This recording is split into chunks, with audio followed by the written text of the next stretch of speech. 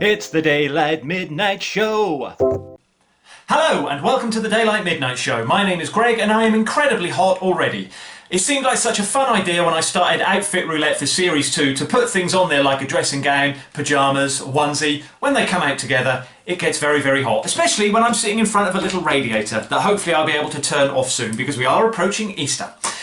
So it's going to be a warm show, but let's get on with it by revealing our wonderful word of the week. Slightly different thing this week. Normally I pick something that I've learned over the course of the past 7 days, a word I wasn't familiar with. I was already familiar with this one. It's a very old-fashioned word that I want to see brought back, and that is the word cove. I don't mean like a shady little inlet by the beach. If you've ever read like P.G. Wodehouse, some of those old novels, the Jeeves and Wooster stories, they use the word cove a lot, and it used to mean, I thought it meant like an upper-class twit, a Hugh Grant type, that appeared in the Jeeves and Wooster stories when they say things like, you know, he was one of those coves that didn't know how to drive and always got a lift from someone else. But if you look it up, it was just around the 19th century, early 20th century, it was just used the way that we nowadays use the word fella or bloke or chap when you're describing someone and you don't know their name. So you'll just say, oh, you know that chap that drives the bus for the primary school, always wears a sou'wester? They used it like that. So it would be, you know that cove in the post office that has the moustache. And I'm sure there are regional variations for this kind of thing. Wherever you go, there are different words that are used. We have a very delightful one in Norfolk, where I'm from, which is the word shag, like the bird. So you'd be describing someone, you don't know exactly who they are, so you'd go, oh, you know Shag down the road lives next door to Ethel with the mole on her face. I think cove is a much nicer way of saying it, so I'd like to bring back the word cove. So I've picked it as our wonderful word of the week. From there we swing round to the Door of Delights. Nothing new on here at the moment. I was going to put, my son had to do this poster about me for a school project a while ago with things on it, pictures of things that I like. So there's a picture of a tapir, my favourite animal, Jurassic Park logo for one of my favourite books and films. And I was going to put that up here, but I like having that on my desk so I can look at it when I'm writing. So I'll leave that where it is and I'll come up with something else to add to our collection. But one thing that is on here that wasn't on here last week is this week's topical limerick. And I've written a little introduction on here. This is genuinely an odd story and it tells the best and worst of the modern world. The ability to catch criminals years after the event, but then losing them to legal wrangles and silly statutes. So the story is this. About 9 years ago, 2012 in Germany, there was a robbery in a house. This German cove had broken in and he got a bit peckish while he was there, so he helped himself to half a plate of sausages that had been left in the fridge. So he took a bite out of a sausage, he put it back, he stole what he wanted to steal, and then he left to go and sell it. So the police worked out what had happened. They got his DNA from the sausage, they ran it through their database. There was no match. This guy had never committed a crime that had been caught for before. So the crime went unsolved.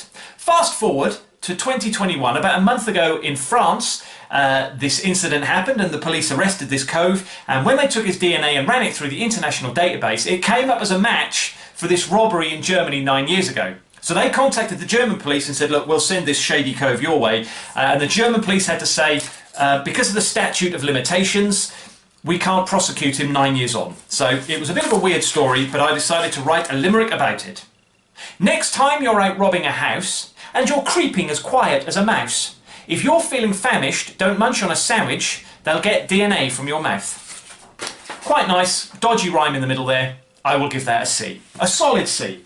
So from there we swing round to the Door of Delights, which of course now has... From the Door of Delights we swing round to the brown folder, which now has its own theme song. I like being in the country, I'm not comfortable in town. Let's see what is written in the folder that is brown. Ooh. That's a work in progress. Don't judge me too harshly. So the brown folder is something I carry around with me. I write down little thoughts in it as we go along, and then we look at it together when we do the show.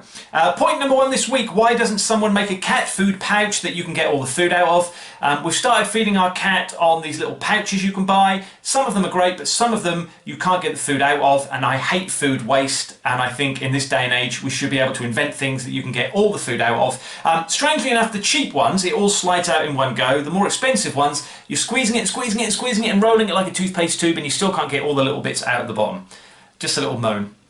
Point number two, should I change the brown folder for a grey pouch? Now this is a bit strange, but this is almost like the brown folder is trying to commit suicide by bringing this point up. Somebody gave me this recently, which is a laptop holder. but it's quite a small one and my laptop is too big to fit in it. So I was thinking of, instead of carrying around this cumbersome thing, I could have this with me, which has a lovely shoulder strap, and I could just drop notes, bits of paper in it, and then we could look in the grey pouch every week. So that's just an idea that I thought I'd share with you.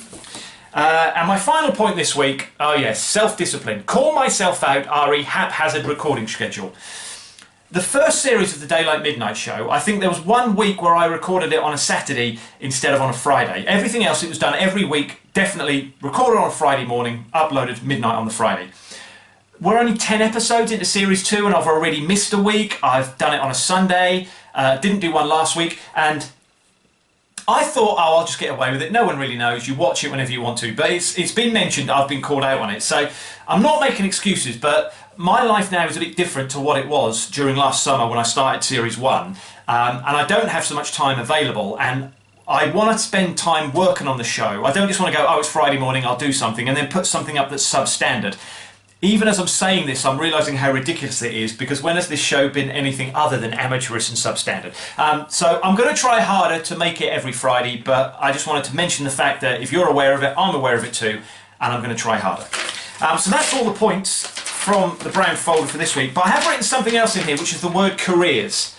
National Careers Week in the UK is normally the first week of March, but the schools weren't back in the first week of March, so they've been doing a lot of this stuff this week. So both my sons are at high school and they've had to fill in all these forms this week and do this computerised thing that works out the kind of job you might be suited for.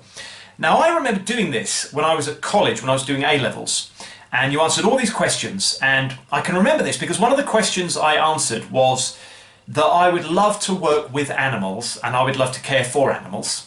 And one of the suggestions that the computer threw out was animal technician.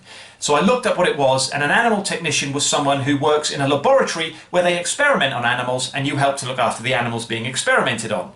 So I never pursued that, but I thought it would be quite interesting to have a go at one of these things now, as I'm approaching 50, with more experience, having tried lots of different jobs, and I would see what it would come up with.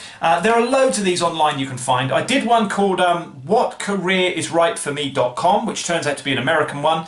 Loads of questions, and it said I should be either a teacher of English, law or political science, or I could be a genetic counsellor.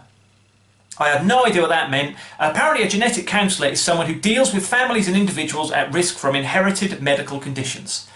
Doesn't really appeal. So I tried another one which is called jobquiz.com. This took more than half an hour. There were loads of questions. It would have a statement and then you would grade it out of 5 how much you agreed with it. And at the end it says, it doesn't tell you what job you should do. It says, we have a list of 15 jobs you'd be perfect for. Pay us $10 and we'll send you the list. So I declined the offer of doing that. And then I found one from the UK on the UCAS website called the Careers Buzz Quiz. This was a lot easier, it was a lot quicker, there's only a few questions, and I'm going to share the results with you, so excuse me while I pick up my computer, because I found these quite interesting.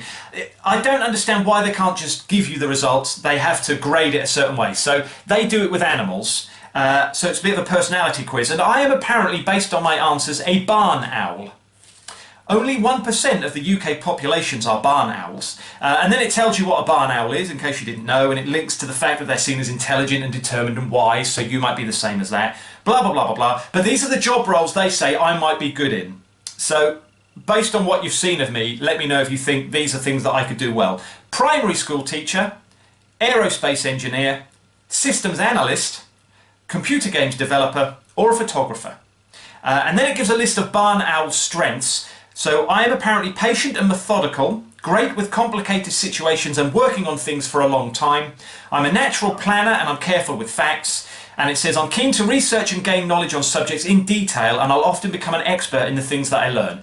First half of that is correct, not sure about the second half. I do like learning new things. I would never say I become an expert because I normally move on to something else I want to find out about and forget everything else. But there's an interesting tip here. This is the tip for barn owls. So this is what they're saying I should do to improve myself and improve my job prospects. Forgive yourself for not always reaching your own high standards. Now, if that doesn't sum up what I was talking about earlier with regards to not filming this every week, I don't know what does. So it feels like I need to give myself a break for not filming this every Friday and just do my best and not set such high standards and hope that you agree. And that feels like a circular show, and we've tied a little bow on it and gone back to the start. So that's a good position to end the show on.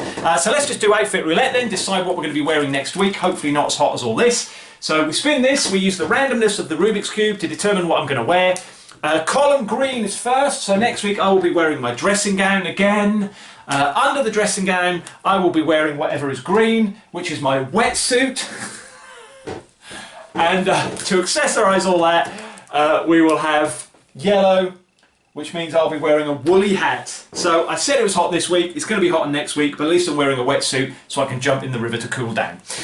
So a rhyming couplet to end the show on then. The time has come to change the clocks, we'll put them on an hour. The birds might soon start singing and the buds will start to flower. I'm going to say this even though it doesn't apply recently. I will see you next week. Have a great 7 days.